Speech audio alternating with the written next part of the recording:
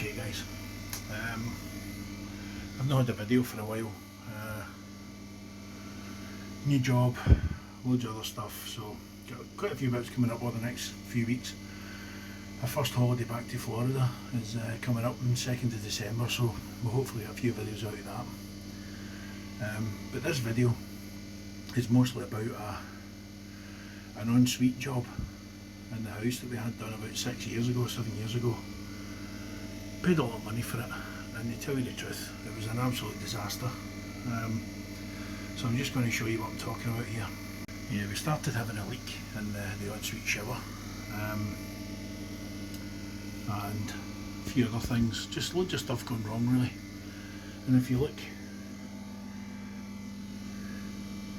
round this mirror, you know, it's absolutely disgusting. Just a cheap skanky mirror. And the issue was, we had a power point there for a light, and all I've done is bored over the top of it and shoved the wire in the back and put some £5 glass mirror over the top of it.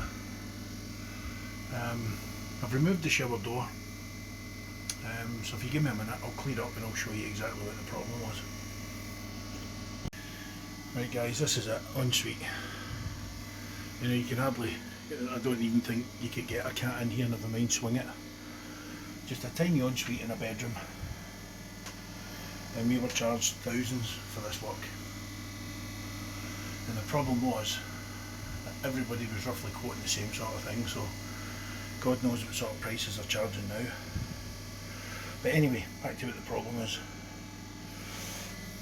We had down at the bottom here, just outside the ensuite where the carpet is, the missus noticed it was wet, so we decided just to have a look. So we put the shower on just to see where the water was coming from. So I had to take the front of the tray off, and it was basically coming from behind, right at the back here, right at the very back. So I thought, well, I'll take the silicone off, I'll put some new silicone on, maybe that's what it is. But when the guys fitted this, we were told that this shower room would be fully tanked, so there was no way we'd have any leaks. So I now know that's not true. They didn't bother their arse down what they were supposed to do. So basically, when I shoved the bottom tile, it was basically flexing, and it was doing that up to about here. So I decided just to pull, well, I tried to pull some of the bottom tiles off, but they basically fell off, and then the second row and then the third row, and it was up to about row 5 or 6. So up to about here, the tiles, the chalkboard was just falling off, the plasterboard.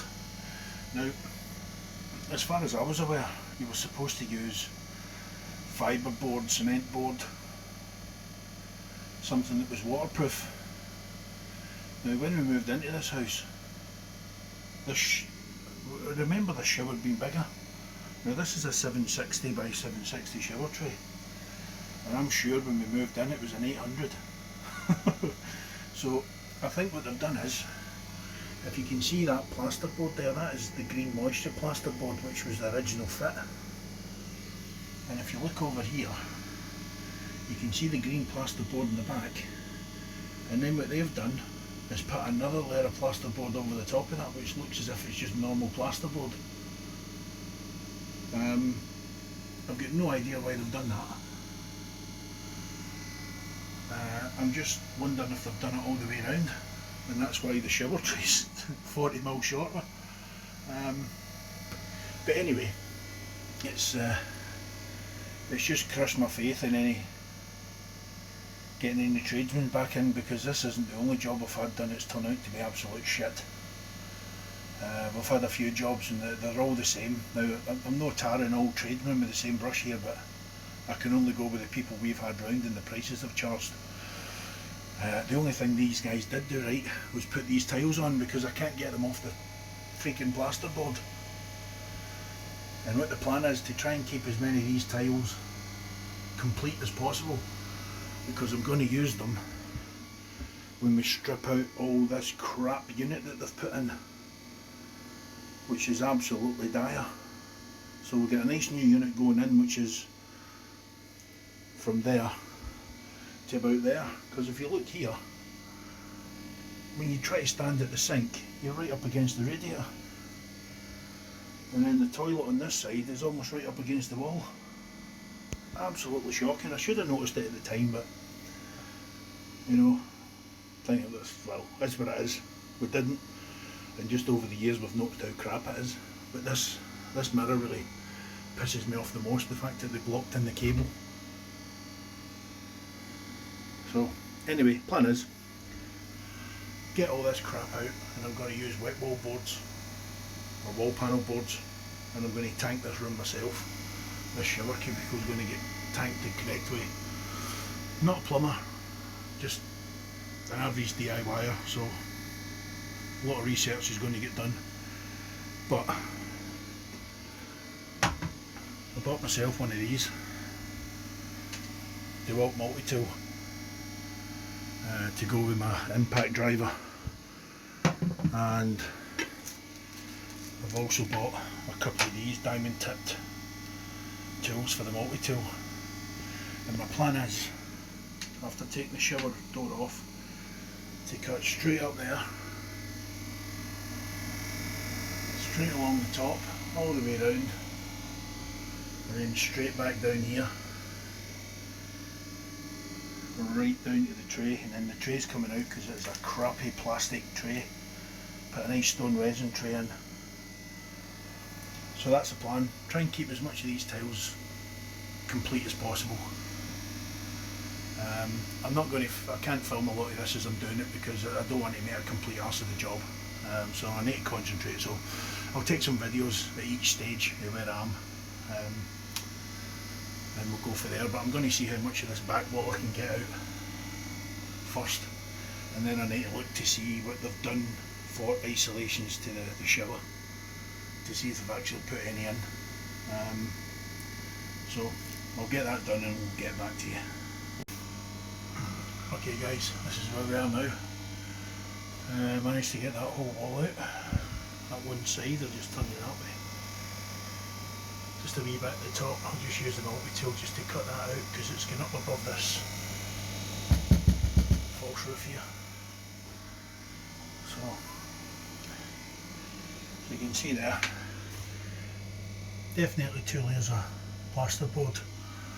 I think there's 1 layer of plasterboard there before the stud, and believe it or not, I don't know if it'll focus in there, but I think there's actually 3 layers of plasterboard on that side.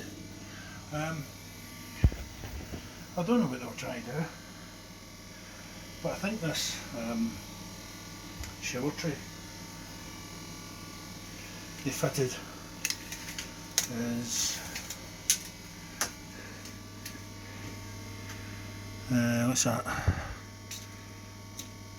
Say 760. So it must be 760 that way because it's square.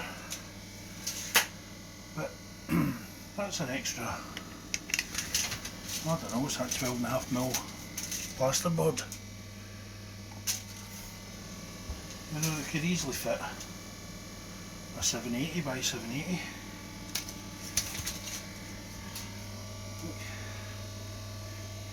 Yeah, you get probably a 780 in that. I won't actually know the dimensions until I get all this ripped out, get back to the stud work, and then see exactly what I can fit in here. But it's very strange what they've done. There's like 1 layer of plasterboard on this wall, 2 on that one and 3 on that one. It's as if they've built the room round a particular size of shower tray that they must have had in stock and tried to get rid of. I'm also having some issues finding the supplies for the, the shower. The supplies for the sink are under the cabinet.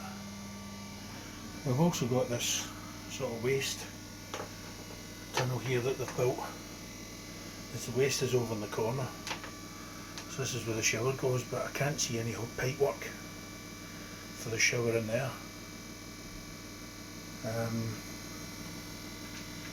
So I'm just going to have to be careful when I take this wall down. And not take it all down at the one time, I'll maybe try and take it from there down and see where the pipe work goes and see if they've put any shut off valves or anything. If not, I'm going to have to shut the boiler off and the main supply to cap these off. So there we are. If you want any advice, do the work yourself, guys, because this is an absolute mess. Nothing's easily accessible for maintenance or repair, or it's just an absolute joke.